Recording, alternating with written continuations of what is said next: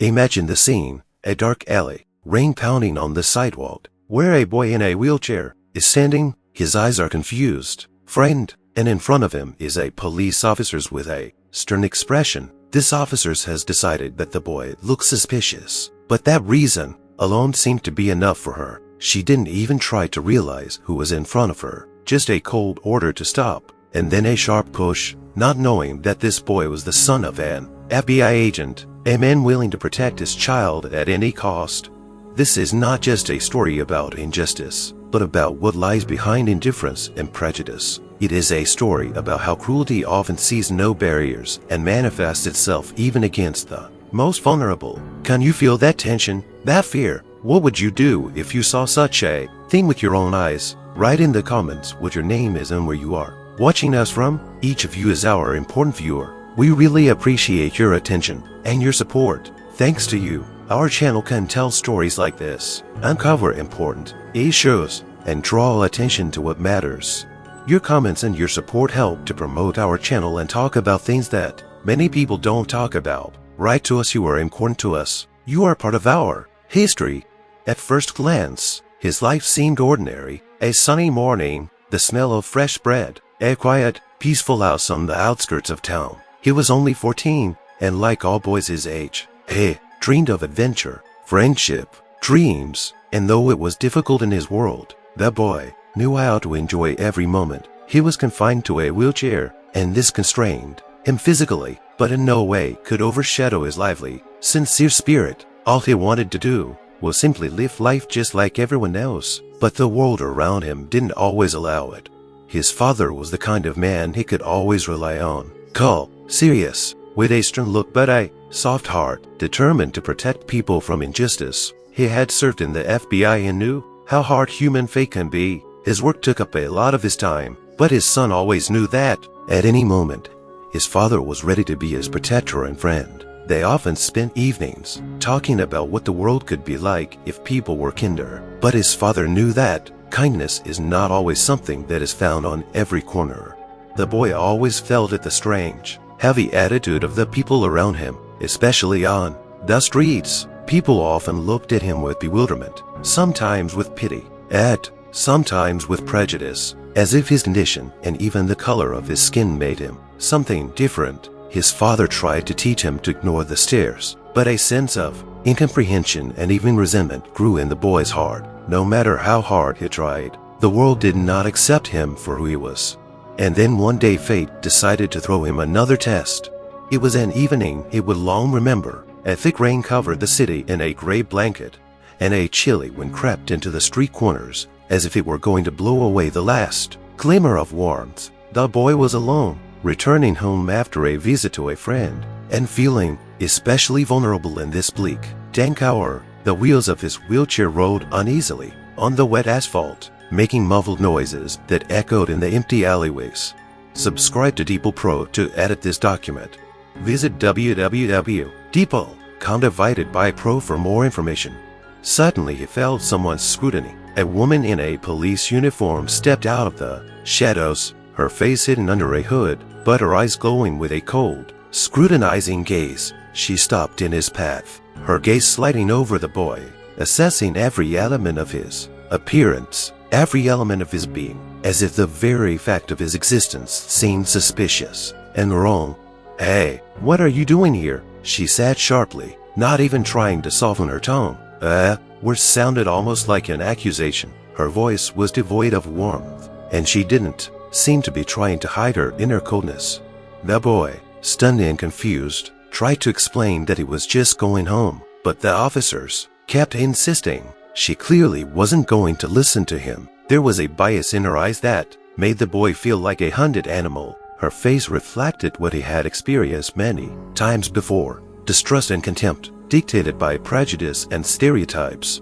"Do you have it?" she asked him demandingly, scrutinizing his dark eyes and swarthy skin. Her voice was soaked with irritation, her gaze with hidden contempt. Her poise and demeanor screamed of her power, making the boy feel even smaller, even weaker. He shook his head, feeling a cold rush of fear fill him.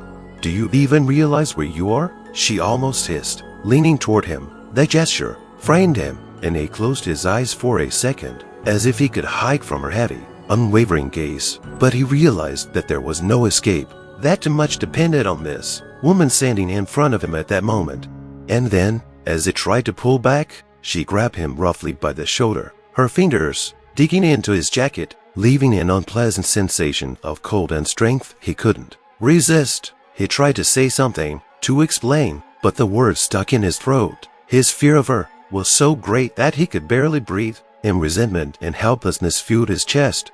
The boy felt his heart pounding in his chest, and the officer's cold fingers felt as if they were tearing the last crumbs of hope from him. She wasn't just coming, she was looming over him, her every step, every sharp gesture echoing his fear and sense of helplessness. He tried not to show his fear, but he couldn't hold back the look of pleading in her eyes. Despair was growing inside him, the sense of his own helplessness more and more pronounced.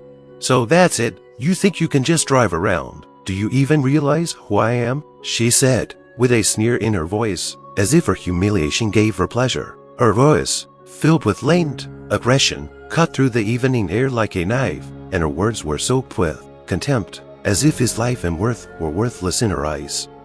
She slid her gaze over his body, lingering on his wheelchair, his clothes, his face, as if she were trying to see something in him that would confirm her preconceived notions. It was the same look of contempt that the boy already knew by heart, and he felt a wave of impotent rage and bitterness rising within him, but he knew he had no answer. He was defenseless in the face of this woman whose look and words betrayed her intentions. She was not looking at him as a human being, but as something she did not think deserved respect or even pity. "You think you belong here?" Her tone was cold, her voice a hidden threat, and she emphasized each word as if she wanted to pound them into his mind. Her voice, full of blatant racism and humiliation, seemed louder to him than the sound of the rain, louder than the sound of the wheels of his wheelchair. It seemed that with every word she said, the clouds overhead grew thicker and the cold became more pervasive. The boy felt his throat tighten with terror and resentment. He opened his mouth to answer, but the words wouldn't come. Stuck somewhere deep inside, in a cocoon of pain and fear, he felt trapped, like a cornered animal, and he couldn't help it. Her hands clenched even tighter, as if intent on reminding him that he was nobody, and her power over him was absolute. She leaned closer, and he felt her cold, repulsive gaze so close that he wanted to close his eyes, to hide, to disappear. There was something dangerous, dark in her eyes, and in that second he realized that there was not a shred of sympathy in her, not a shred of desire to understand. He was just an unpleasant nuisance to her, to be insulted and humiliated because she could do it. "You have no idea how pathetic you look." Her venom-filled words penetrated deep into his mind, and he felt his face burn with humiliation. She wanted him to realize that his life meant nothing to her, and he had no right to stand in her way. The boy felt her cold gaze burning him from the inside out, as if she enjoyed watching him struggle with excitement, surrender, fear. Her eyes, unblinking, followed his every move, and he realized that to her he was already guilty. Guilty for who he was, for what he looked like, for the very fact of his existence on this street. He could hardly bring himself to look up and meet her eyes, and that single gesture seemed impertinent to her. "Oh, so you're brave?" she said mockingly, taking a step closer and causing him to pull back. Reflexively, "You think you have the right to look me in the eye here?" The boy's heart was pounding harder and harder. He tried to explain that he hadn't done anything wrong, that he was just going home, but his voice sounded so quiet and uncertain that his words dissolved into the damp air. The policewoman didn't listen to him. She seemed to enjoy his helplessness, the way he tried to defend himself even though he knew he couldn't change anything. "You shouldn't be here, and you know it," she said with contempt, looking down at him as if he were insignificant. "Insignificant? How do people like you even get into places like this? It's about time you realized your place, isn't it?" She leaned so close that her face was almost touching his. He could smell her perfume, pungent and unpleasant, and it made this situation even more unbearable. His fear was becoming palpable. It was squeezing him from the inside, restraining him, but even more choking him was the resentment. Why did she see him as an enemy? Why did her one look at his face, his body in the wheelchair, his skin color, make him in her eyes someone to be humiliated? You think you can do what you want? Her voice became almost a hiss, her face contorted with contempt. Are you sure you belong here? She raised her hand, pointing away from him, as if ordering him to get away, to disappear, as if his existence on this street offended her. His heart pierced with pain, and he could barely keep himself from crying tears not only of fear, but of humiliation, of anger at his own helplessness. He tried to pull away, but her hand gripped his shoulder sharply again, stopping him. Strong, cold fingers squeezed him so tightly that he almost cried out. Do you know that nobody treats people like you here? She said in an icy tone, letting him know that her power was limitless. Her every gesture, every word, seemed to create invisible walls around him, making him feel more and more vulnerable and defenseless. And in that moment he suddenly realized that she wouldn't stop. To her, he was just a shadow, an object she could humiliate with impunity. The boy felt completely cornered in this cold alley, under the weight of the rain and her unrelenting, annihilating gaze. His emotions boiled inside him, but the fear was too great and the pain too acute.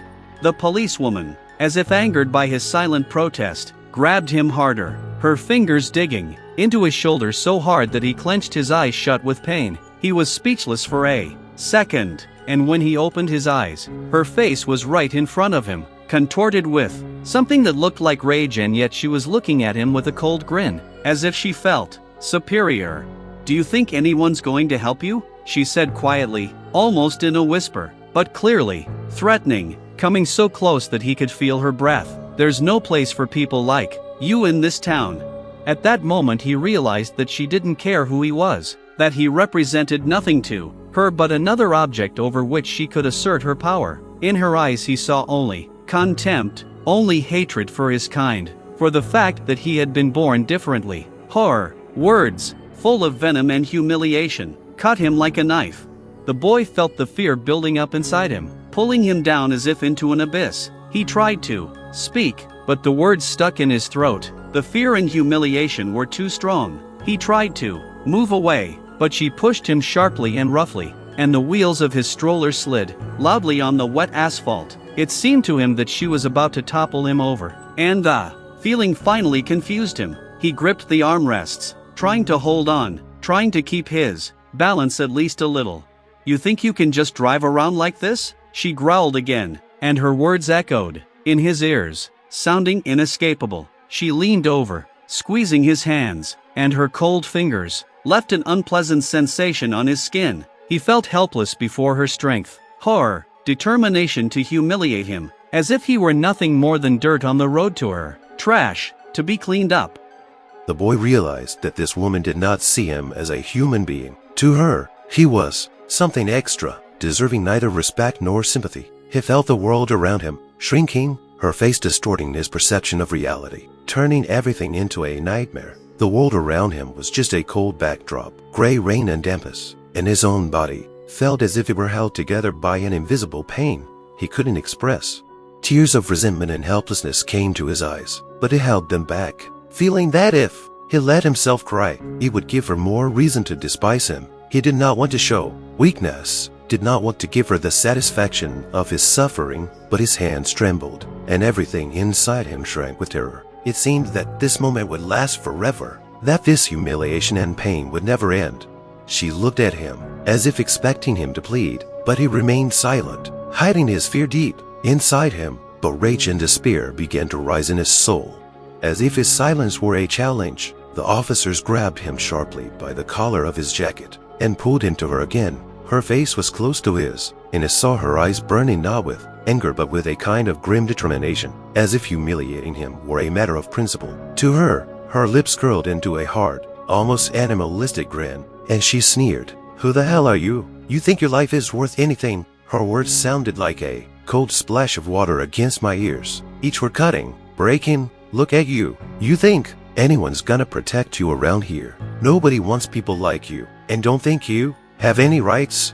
He tried to look away, tears welling up in his eyes, but it couldn't held him too tightly. Her words, soaked with cruelty and contempt, seeped into his soul drop by drop, making him feel insignificant, devoid of all human dignity. He felt his own personality crumbling under her cruel pressure. his every look, every word erasing him to the ground. "You think someone was waiting for you here?" She grinned, her voice sounding like a punch. "Why are you even here? You've got your own place, haven't you? It's better for people like you to stay out of neighborhoods like this."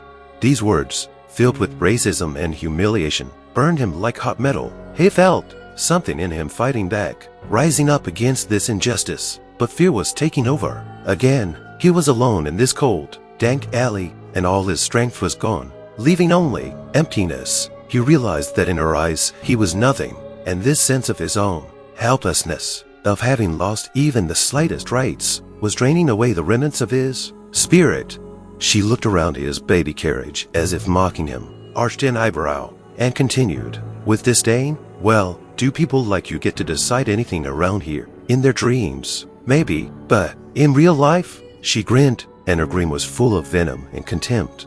The boy felt rage boiling up inside him, mixed with resentment, but fear, that paralyzing force, still held him in his shackles. He wanted to scream, to say everything he felt, but his throat felt like it was clogged with a lump. He remembered how his father had taught him to be strong, to hold on, but in that moment he felt betrayed and abandoned, even by his own strength, even by his dignity.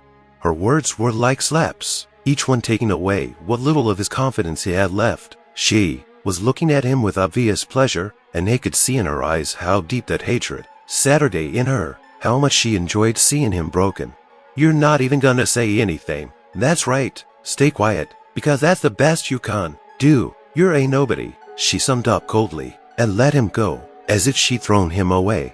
In that moment he felt that he was not a person to her. To her, he was just another target, an object of her dislike, something she could humiliate and crush without consequence. And he realized that in her eyes he was nothing.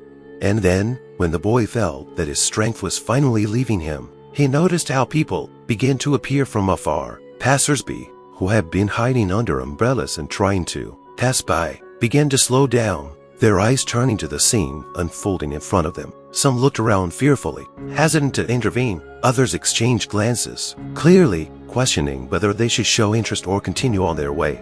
Every fleeting movement, every look of pity thrown at him humiliated him even more. He saw people whispering, turning away, avoiding his gaze, afraid, perhaps, to stain themselves with his pain and humiliation. There wasn't a single person among them willing to step up, intercede, or even just say something in his defense. It seemed to him that they were afraid, not so much of the officers as of associating themselves with his suffering, with his position. He caught scraps of their whispers, their incredulous glances, full of detached interest, as if they were looking not at a man but at a scene from a dramatic movie. The looks of these men cut him as keenly as the officer's words. He was a stranger to them. He saw it in their eyes, saw that none of them considered him an equal. He realized that even here, among the crowd, he was all alone. A policewoman, noticing the stares of the people, seemed to straighten her shoulders, and her eyes became even more cruel, even more confident of her impunity. She stood right in front of him, as if asserting her superiority, and, casting a brief glance at the passers-by, said loudly for all to hear, "You all see what that boy's doing here. These are the real problems of our city. Sitting around demanding things. But are they working? No." Her words sounded like poison, and with every word, he felt the humiliation seize him more and more. He saw the people around him glance around, as if trying to find confirmation of her words. In each other, some nodded, some turned away, and in that moment, he realized that for many of them her words carried weight. They listened to her, and even if they didn't speak aloud, he could see the judgment in their eyes, see how they had already taken her side without even knowing him. The boy felt a wave of bitterness and despair rising within him.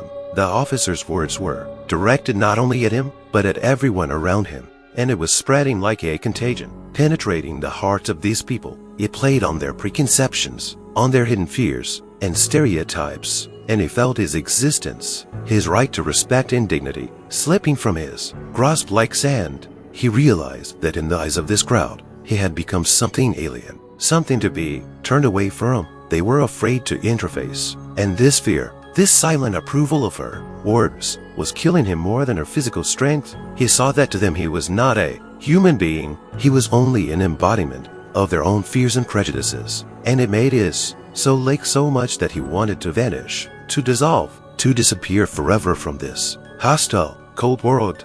The officers, noticing the passers-by still as silent, almost grinned. She was enjoying her power. Her face expressed satisfaction, and the boy realized that even the crowd around him couldn't save him.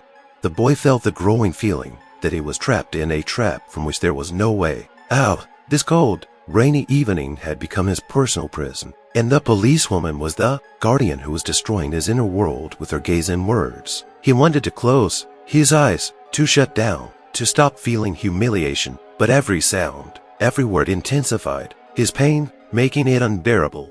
For a second he wanted to shout, to do something, to make people see his pain, to make the crowd realize that he was not just another object of hatred, that he was a human being too. But his voice was a weak, ineffable whisper before the power of her anger and the indifference of the crowd. The words stuck in his throat, and he felt his throat tighten with terror and resentment. "Do you really think you have any rights here?" she said, her voice quieter, but with a contempt that was impossible to ignore. It was as if she were mocking his helplessness, emphasizing her superiority, enjoying the way he was trying to hold back the tears that were nearly streaming down his cheeks. "Do you think you're even allowed to exist here?" Those words were the last straw. Something inside him broke, as if the last shield he had used to protect himself from this nightmare had collapsed, and he felt the emptiness fill his heart. Fear and despair had taken over him completely, consuming what was left of his composure. It seemed to him that he was about to disappear, that he couldn't stand this pressure, this hatred and indifference. But fear, though paralyzing, was mixed with bitterness and pain. He suddenly felt the desire for someone, just one person, to stand up for him, to say a word in his defense, to be seen not as a threat or a problem, but as a human being. This desire grew stronger, despite everything he had experienced that evening. But the people around him were still silent, and every look they gave him was like a condemning verdict, as if they had already decided that he was guilty just for being there, just for being himself. He saw their eyes that read indifference and fear, and realized that to them he was invisible, disenfranchised, voiceless. The officers, noticing his condition, grinned. She looked at him as if she knew that her words and actions had achieved their purpose. Her face expressed satisfaction, as if his brokenness was her victory, her personal trophy. "You won't even say anything, will you?" "That's right," she said with a cold chuckle, her words full of contempt, as if she was convinced that people like him were better off keeping quiet, "because you're a nobody." Those words hurt him deeply, and he felt resentment and helplessness overwhelm his heart. He wanted to disappear, to dissolve. He wanted this nightmare to end.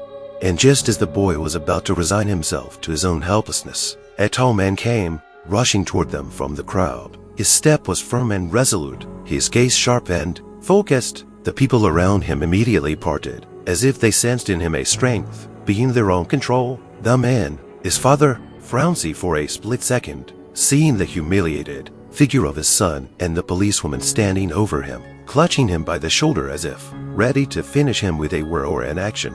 The father was silent, but his every step was full of determination and anger. He approached his son, and his heart clenched as he saw the look of terror and resentment in the boy's eyes. It wasn't just fright, it was a reflection of a complete loss of faith in justice, a disappointment in the people who were supposed to protect, not break. The policewoman, seeing the man, stood up straighter, obviously not immediately realizing who she was facing. She gave him an assessing glance, full of confidence, and said with barely perceptible contempt, "Do you need something?" The boy's father silently pulled out his ID and showed her. The gold FBI badge glinted on her. The streetlights, and the officer's expression changed instantly. The confidence and arrogance slid off her face like a mask, replaced by a tense, almost frightened expression. She realized that she was not just another passerby, but a man with the power and authority to protect and defend her son's rights. The man, looking at her coldly, uttered, holding back his anger, "That boy is my son, and I want to hear why you thought you had the right to treat him that way." His voice was firm, but there was a dangerous note in it, a note of rage and pain mixed with a determination not to let it go. The policewoman, realizing that the situation was taking an unexpected turn, tried to maintain her confidence, but her voice trembled as she began to explain. Well, your son has been acting suspicious. We're doing checks too. Keep the streets safe." Her words sounded weaker and weaker, and her eyes flickered as if she were trying to find an excuse that would save her from responsibility. But the man didn't take his eyes off her, his gaze piercing her with a look of fury. "Safety," he said, his voice louder so that the people around him could hear him. "Do you think security comes from humiliating my son, threatening him, insulting him because he's different from you?"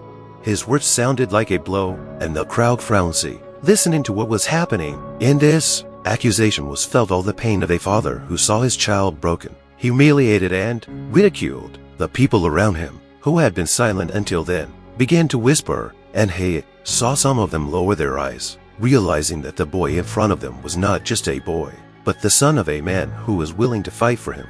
The policewoman tried to justify herself, but her voice grew quieter and quieter, and her face showed confusion. The man, seeing her confusion, continued, his voice filled with anger and coldness. "You had no right to approach him like that, to treat him like a criminal. You, who swore to protect and serve, are insulting a child, my son, because you think you have the right to do as though."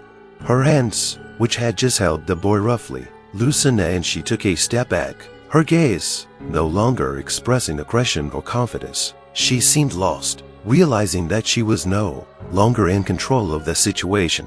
The father looked at the policewoman with clenched fists, and there was an anger and pain in his gaze that he could barely contain. He couldn't believe that his son, the one he had pinned so much hope on and worked night after night to give him a better future, was humiliated so openly in front of everyone. It was as if this woman saw in him only what was defined by his skin color, his disability, his belonging to those she considered different. The boy looked at his father, feeling somewhat secure for the first time all evening. His eyes burned with gratitude and quiet hope, but there was also a shadow of mistrust, as if he still didn't believe that anyone could really protect him. After all, this world that had surrounded him all his life had so often made it clear that his place was somewhere on the periphery. His voice meant nothing, but now his father stood before him like a wall, like an unshakable shield, ready to repel any attack.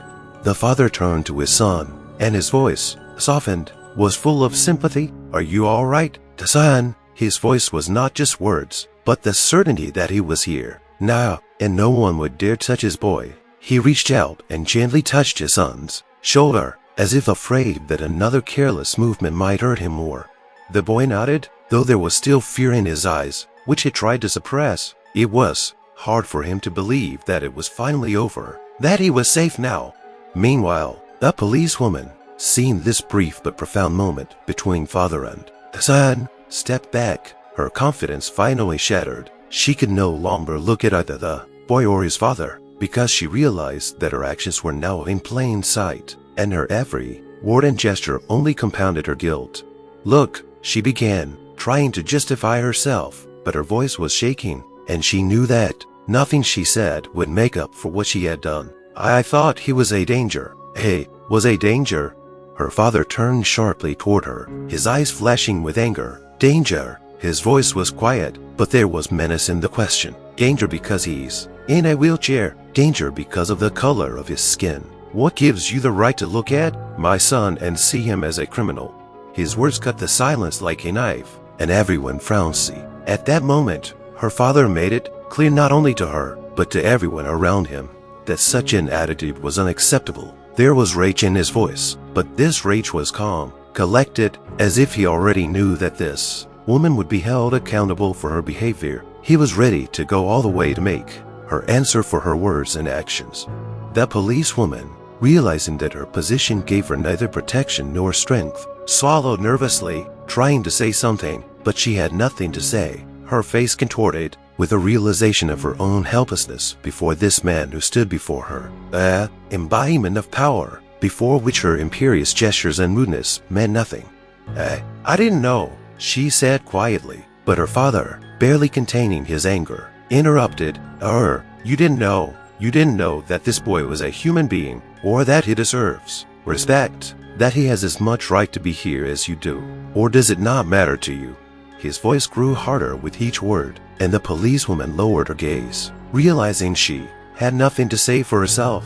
The policewoman, feeling cornered, searched desperately for words. She tried to maintain her confidence, but she found it difficult to do so in front of the man standing in front of her. The boy's father. Her eyes darted around, as if she hoped to find someone in the crowd who would support her, who would take her side. But people were silent. Everyone knew she had crossed the line. The boy's father, keeping his gaze on her, raised his FBI badge a little higher for all to see. Ed, no longer hiding his rage or contempt, said, "Do you know what I can do to someone who humiliates my son, who sees him as a threat, just by the way he looks, by the color of his skin? I know you have faced criminals in your life, but tell me, is my son a criminal? You dare to look at him and see not a human being, but someone who is not worthy of your respect." She shuddered at his words, realizing it was impossible to retreat. His anger was focused, calm, but there was an undercurrent of power in that calmness. He was ready to go all the way, and she knew she couldn't hide his actions, that his words were already a verdict on her. Gathering her remaining strength, the policewoman tried to say something that might save her position, but her voice treacherously shook. "Sir, I didn't know he was your son," she said, emphasizing the last word as if it justified her actions. At these words her father almost laughed, but his laughter would have been bitter, full of contempt. He stepped toward her, and his voice rose so that everyone around him could feel his pain and rage. "So, if he wasn't my son, it would be okay? You think that humiliating him, insulting him, seeing him as a threat is acceptable if it doesn't have a powerful father, if it doesn't have someone willing to protect his rights?" His words were a blow that made her recoil. Her face flashed as she realized the true meaning of what he had said. Not only was he defending his son, but he was openly showing her and everyone watching how cruel and unfair her behavior was. He made it clear that his anger was not only for her touching his son, but that she dared to think that way at all, to do that to any human being. "You had no right." His voice was quiet, but every intonation was full of power. "And don't think that your uniform, your authority, can justify your behavior. My son," he emphasized each word, "is not a criminal. He is not a threat, and I will not let you forget that. Not you, and not anyone who thinks you are." The policewoman, cornered by his words, stood silent, her hands down and her face frowning with embarrassment and fear. She realized that any word she said would only confirm her guilt, and there was a tense silence. Her confidence, her authority, her power over the boy all gone. A policewoman, realizing the seriousness of the situation, took another step back. Her face, pale, and the remnants of her former self-confidence finally disappeared. Fear flashed in her eyes, and she tried to justify herself, obviously realizing that her position was precarious. Her voice was low, hoarse, as if the words were stuck in her throat.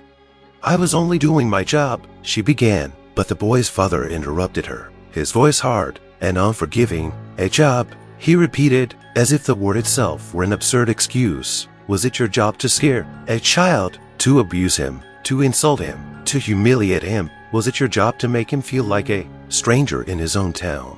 Her gaze flickered. The crowd around her, already fully focused on her, waited for her response. The excuse of getting the job done sounded ridiculous and powerless when she was facing a man who saw through her bias and humiliation, based not on facts but on her personal stereotypes. She realized that there was no escape from these words, that she could no longer hide behind a uniform or credentials. "I didn't think that," she tried to continue, her voice growing quieter and her words sounding incoherent. Her excuses sounded empty. She could see it in his eyes and seemingly in the eyes of everyone around her. They no longer accepted her excuses because her words, her actions had already said everything they needed to understand for her. The boy's father took another step forward, his eyes burning with a determination and anger she couldn't ignore. "Didn't think so." His voice sounded like a cold stab. "That's your problem. You didn't think you were looking at a child. You didn't think he was entitled to respect. He was just a stranger to you, a man you thought was guilty just by looking at him." His words sounded like a sentence, like a final verdict for her. She stood before him, no longer able to hide behind her form or her excuses. He exposed her hypocrisy, her prejudice, which was the cause of his son's humiliation, fear, and pain. the crowd around her whispered, and as she heard the sounds, she realized that her humiliation was now public, that everyone around her saw her as she was unprotected, exposed, unsupported, and unjustified. For the first time in a long time, she felt what it was like to be in the shoes of those she had so often judged, to be the one who was the target of other people's judgmental stares. She looked at the boy, but saw nothing but pain and resentment in his eyes. His fear had not disappeared, but it was no longer broken beside his father. He looked at her now with silent contempt, with all the bitterness he had felt the moment she had made him feel insignificant. The boy's father did not take his eyes off the policewoman, his voice growing firmer and firmer, and there was not a shred of condescension in it. He realized that now she saw him, not just as an angry parent, but as a man who knew his rights and was willing to stand up for them. He could feel her confidence crumbling with each passing second, her fear becoming apparent, and it gave him the strength to go on, to defend his son to the end. "You violated his rights," he said calmly and firmly, and the crowd around him frowned, listening to every word. "You used your power to humiliate him, to frighten him, to make him an enemy without even trying to find out who he was. You did it because you thought you had the right to decide who deserved respect and who didn't. You thought you had the power to determine who was a human being and who was just an object for your prejudices." His words were like hammers, shattering every inner barrier she had. He spoke calmly, without raising his voice, but there was a charge in his every word that she could not evade. She knew that now she stood before him not as a policeman but as an accused, and every question he asked, every statement he made, were blows that exposed her prejudice and insecurity. The policewoman, realizing that the situation was getting out of control, tried to say something, but he gestured to stop her, not giving her a chance to justify herself. "You want to justify yourself." His voice was filled with contempt. "Justified for scaring my son, for seeing him as a threat, just because of his skin color and his wheelchair, for looking at him, seeing him as a danger and thinking that was reason enough to treat him rudely, and you call that doing your job?" He could barely contain his rage, but that was what made his words so powerful. He wanted her to feel how deeply her behavior had hurt his son, how devastating her humiliation had been. He was not only his father, but also a representative of the law, and he knew that now, thanks to this confrontation, she would have no turning back.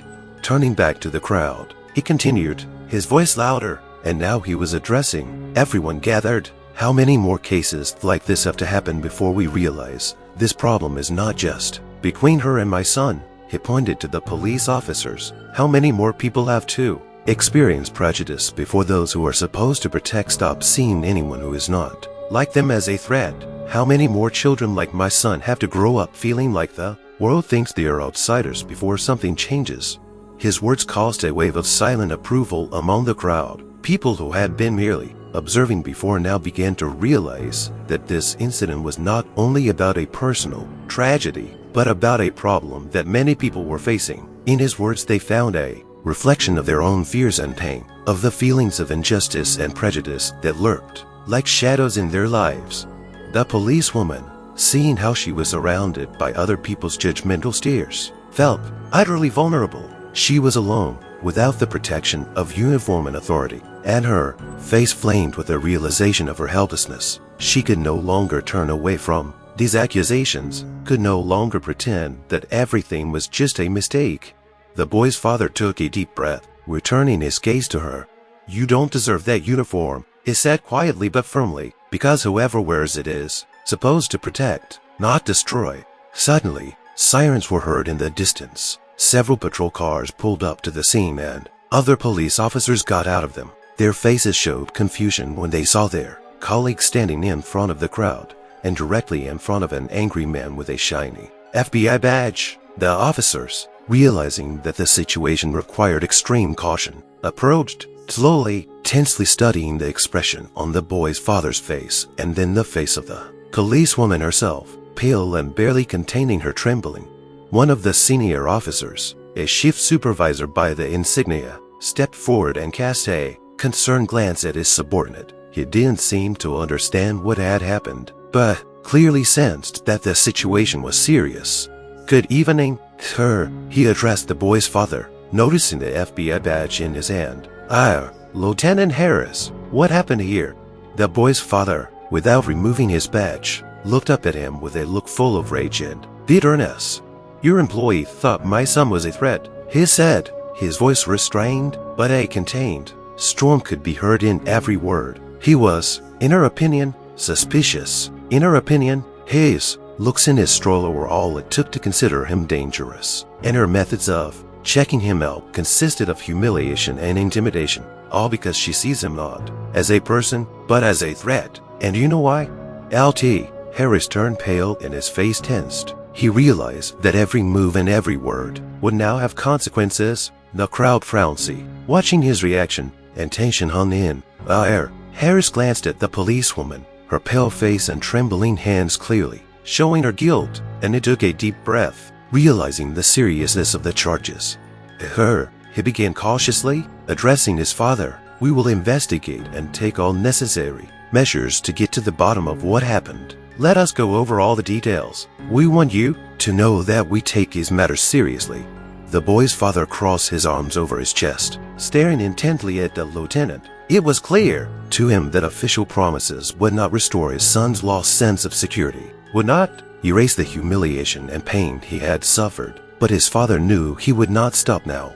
It's not just a mistake or an incident, he said firmly. It's bias. She looked at my son like an enemy and threatened him just because he didn't look like her, because she thought he was an outsider. You have to admit, the problem is deeper than this case. And if it is important for you to serve the truth, start by listening not only to her, but also to him. The boy sat silent, but his eyes, filled with pain and intense anticipation, were fixed on the lieutenant. He was scared, but now his father was there to protect him, and he knew that his voice would finally be heard. The lieutenant, feeling the weight of these words, nodded, his face expressing seriousness. We will definitely investigate and be in touch with you, sir, he said, shifting his gaze to the policewoman. In the meantime, the officers will be suspended from duty until all the circumstances are clarified. The crowd murmured, and the boy saw the policewoman wince as she realized that her authority was now nothing before this accusation. Surrounded by her own colleagues, she looked lost and broken. Her confidence was shattered. Her power over him, over others, was shattered by one simple fact. Her own actions were openly questioned. Her co-workers approached her, leading her away, and the boy's father was finally able to exhale. He felt the bitterness recede and looked at his son with an expression of strength and love. Are you all right? He asked quietly, and the boy nodded, meeting his eyes for a moment. The boy knew that despite the humiliation and fear, he was not alone. His father had fought for him, and now the world saw that even in loneliness there is strength when there is someone who is ready to protect and defend his rights, his life and his future. The next day, the story began to rapidly gain publicity. People shared a video of the incident, filmed by a random passerby, in which the police officer's brutal and biased actions were recorded. The video went viral on social media, and within hours, hundreds of comments filled the pages. Under every post, under every article on news sites, people left comments expressing their outrage, support for the boy and his family, and condemnation of the officer's actions and the incident itself. The boy, sitting at home with his father, stared at his phone screen, unable to believe how quickly and powerfully the support had unfolded in his direction. He felt something extraordinary, a support he had never known before. His story, his pain, his humiliation had become something important to thousands of people, and for the first time he felt that his voice was being heard, that the world was not indifferent. Hundreds of people, from schoolchildren to the elderly, wrote how they were affected by the story. People from different parts of the city and even other countries said that such cases should not go unpunished, that the world cannot stand by when injustice penetrates even the most personal, vulnerable corners of human life. One of the comments the boy read aloud to his father read, "You are not alone. We are all standing beside you. This is your city, your world just as much as ours, and no one has the right to make you feel differently." The words penetrated deep into his heart, and he felt the strength building inside. The bitterness and humiliation that had gripped him yesterday beginning to give way to a sense of justice. But along with the support, there was anger in the comments and articles. People called for action against the police officers, demanding an investigation not only into her behavior, but into the entire system that allows humiliation and bias to remain part of everyday life. Many people who had previously hidden such stories out of fear or mistrust began to share their own cases of injustice they had faced. This case became a symbol, a cry that no more silence was allowed. The boy's father, seeing his confusion and at the same time quiet joy at the unexpected support, put his arm around him and said, "This is more than just our story. We are not alone now, and people know that these things cannot be silenced. You are part of something bigger, and your pain has given a voice to many who were silent before." The boy realized that his father's words reflected what he felt but could not express. He was no longer just a child who had been humiliated and insulted. Now his story was a fire that illuminated a problem that had plagued so many, and he felt a strength new, unknown until then. The police service was forced to make an official comment, and the news quickly spread on television and in newspapers. In a statement, the police authorities regretted what had happened and announced that a thorough investigation was underway. But even these words could not quell the wave of popular outrage. People demanded not just words, but change. They demanded that bias and brutality be finally eradicated from the law and order system. The boy, looking at people's reactions, for the first time felt not only support but also confidence. He saw that justice was possible, that his voice was heard, and he realized that this struggle was not only his own, but also a struggle for those who were facing the same challenges. When the official investigation began, the atmosphere became even more heated. The media and public attention forced the police authorities to act faster and more strictly than usual. A special commission began to investigate what had led to such a blatant violation of the boy's rights. In the course of the investigation, it became clear the officer's case was no longer just an isolated incident. It was now a mirror that reflected the biases and hidden stereotypes of the system. The boy and his father were summoned to the first hearing, where they were required to recount the events of that evening. The boy could hardly contain his anxiety as they entered a hall filled with people, each intent on learning the truth. His father was at his side, holding his hand tightly, and the boy drew strength from the warmth. He gathered his courage and began to speak. His voice trembled, but every word was clear and confident. He told how he felt at that moment, how he was filled with fear and despair when he realized that no one would stand up for him. He told of the look on the policewoman's face, of her words that humiliated him for who he was. He couldn't hold back the tears when he got to the point where he felt like he no longer had the right to be on the street in his own city, like he was a stranger in his own home. His every word penetrated the hearts of those present, and a tense silence hung in the hall. His father held his hand, and the boy felt the support that kept him from breaking. When he finished, the commissioners exchanged glances, each of them shocked. This case was no longer just a figure in a report. It was the lived experience of a child who had suffered a humiliation that had left an indelible mark on his soul. He had witnessed injustice from those who were supposed to protect. The policewoman was called in for an explanation. She tried to justify herself, but her words sounded faded and unconvincing. There was no remorse in her eyes that could have shown that she realized her actions. She spoke dryly, referring to procedures and suspicions, but her tone betrayed indifference, and everyone in the room could sense her true attitude. One of the panel members interrupted her. "Do you realize that your duty is to protect, not to humiliate? It is your duty to see everyone as a human being, especially those who are defenseless. Do you realize that your behavior has destroyed the trust that people like this boy might have in you?" Her face turned pale, and she lowered her gaze. At that moment, it was clear that there were no more excuses left. All her words, all the references to suspicions and procedures, could not justify the pain she had caused the boy. The boy's father made a brief statement, his voice firm but full of restrained fury. "My son deserves the same respect and protection as anyone else, and I want his story to be the last such story, so that in this city, in this country, no one will face prejudice and humiliation because of what he looks like or what kind of family he was born into." The hall frowned. People looked at him with respect and understanding. His words were an appeal not only to the commission, but to the entire system. He demanded change, demanded justice, not only for his son, but for all those who had been denied the right to equal treatment.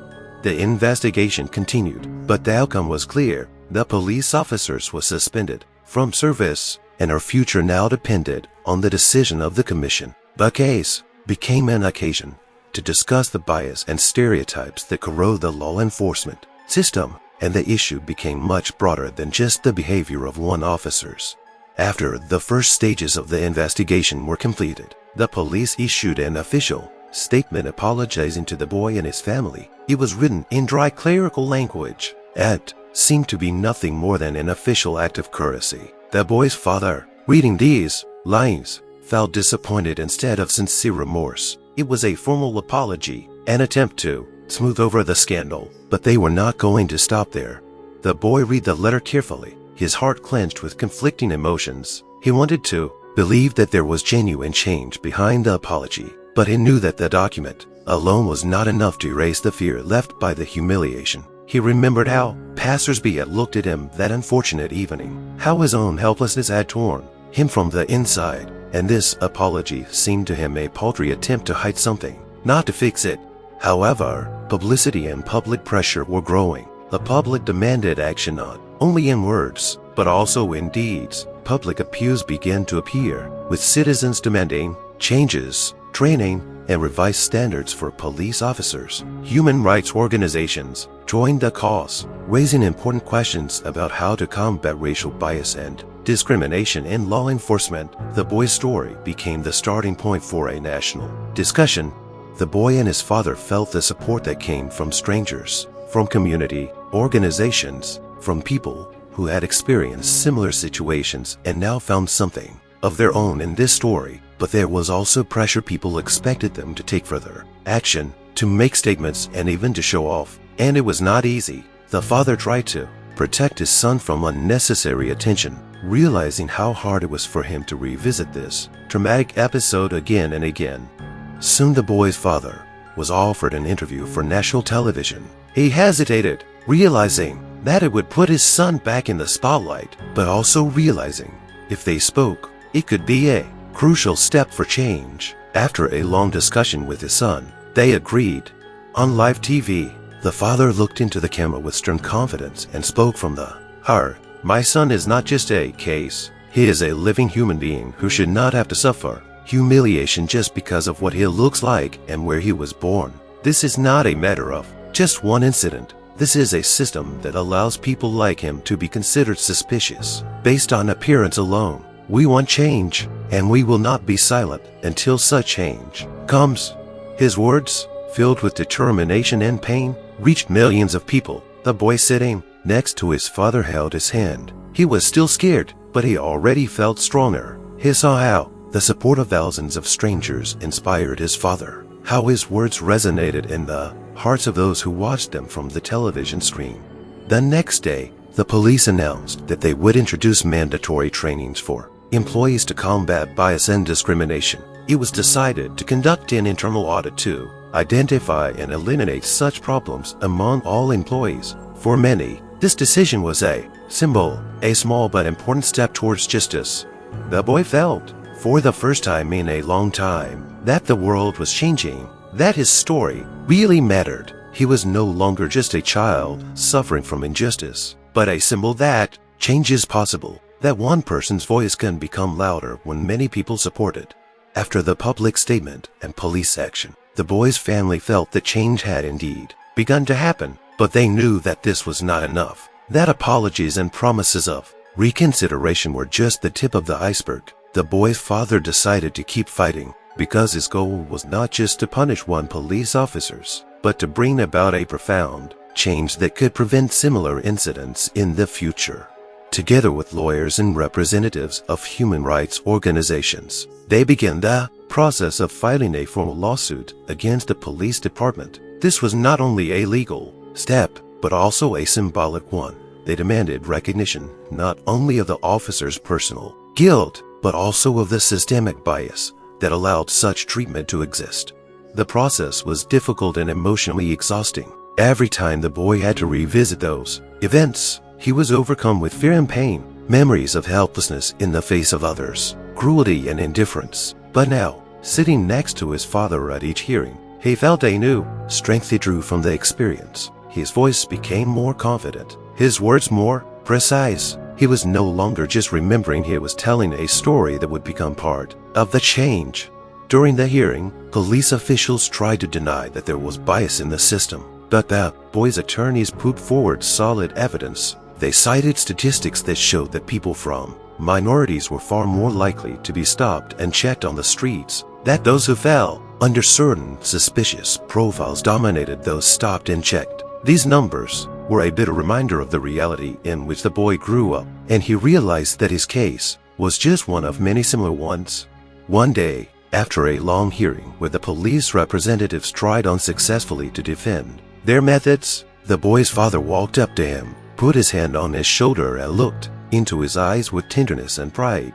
"You're stronger than I thought, son," he said, his voice shaking with emotion. "What you've been through, I can't change it, but together we can make sure it doesn't happen to you or anyone else."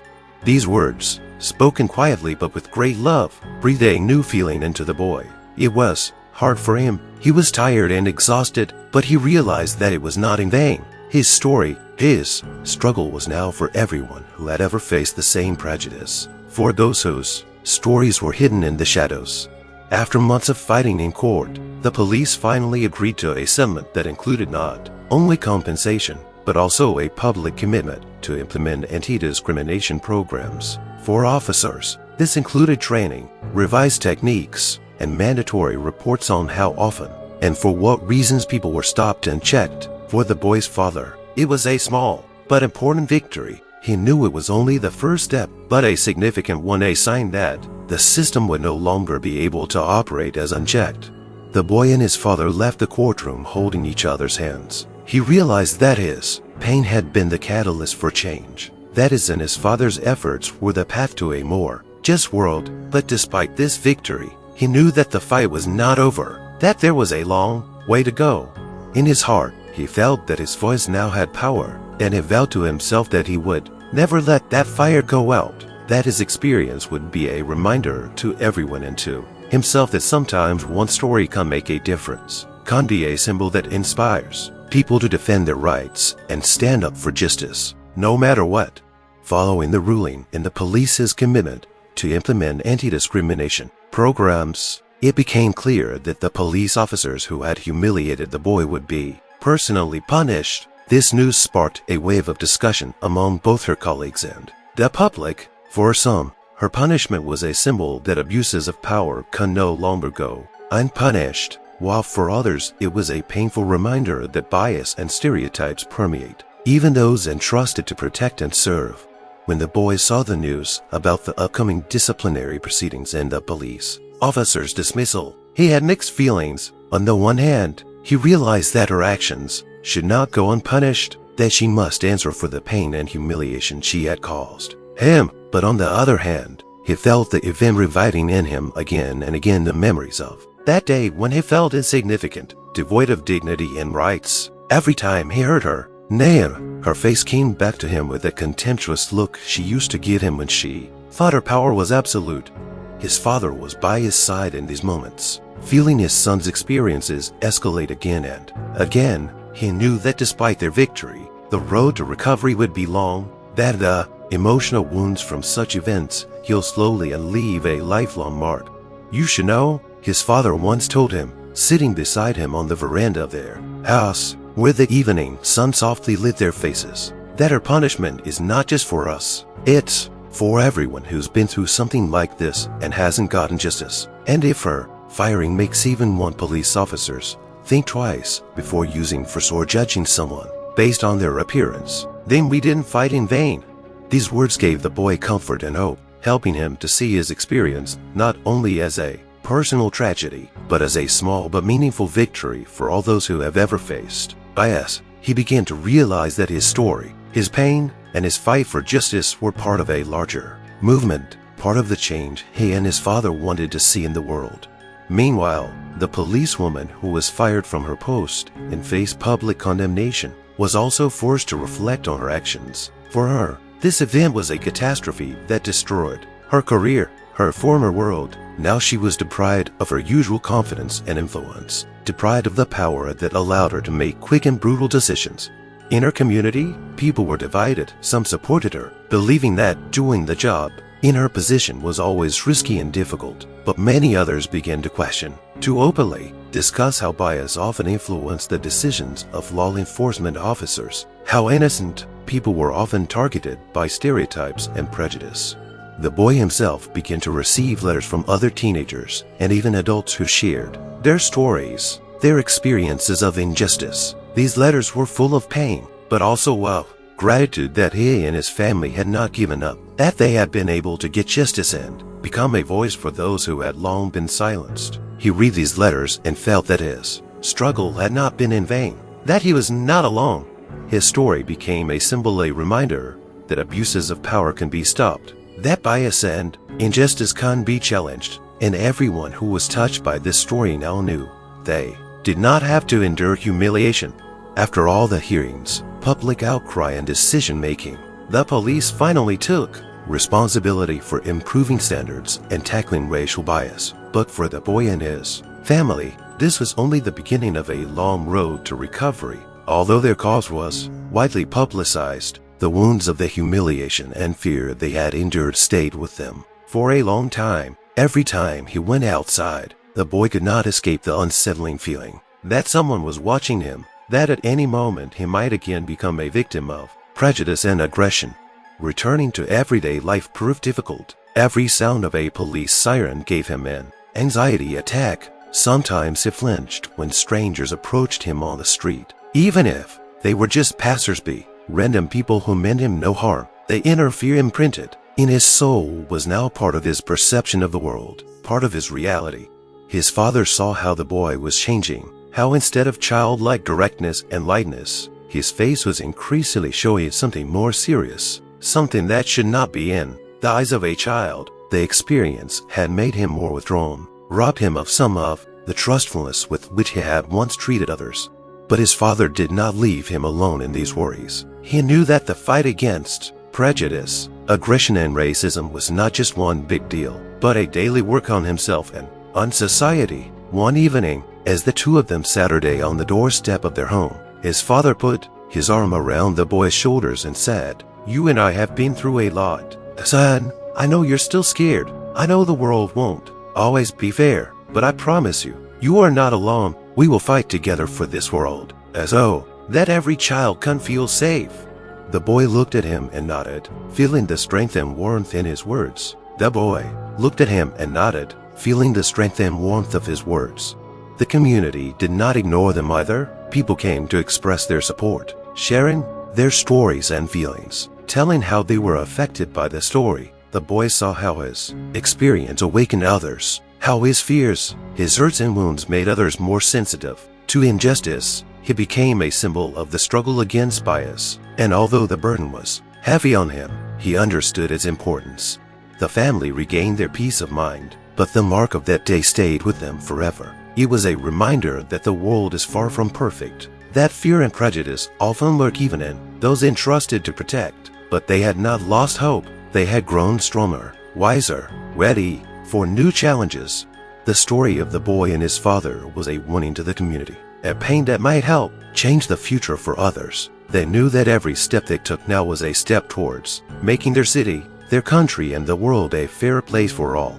Friends, write in the comments what you think about this story. Have you had an experience in your life when you or your loved ones faced injustice or prejudice? Have you experienced racism or aggression? We greatly value each and every one of you. Your opinions and your experiences, your stories and your support are incredibly important to us, because it is thanks to you that we are able to raise such important issues and share them with the world.